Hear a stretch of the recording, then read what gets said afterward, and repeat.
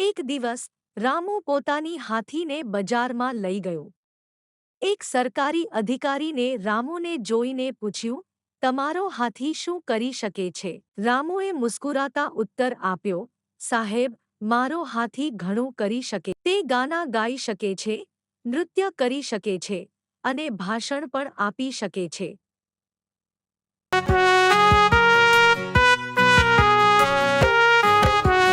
एक मोटा हाथी घूमने चला, बारिश के मौसम में जाके वो फंसा।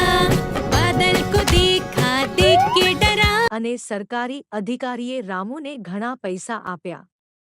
રામુએ આભાર જણાવ્યો અને ગામ પર પહોંચ્યો। રામુના મિત્રોએ પૂછ્યું, તમે સરકારી અધિકારીને કેવી રીતે ફૂલ બનાવ્યો?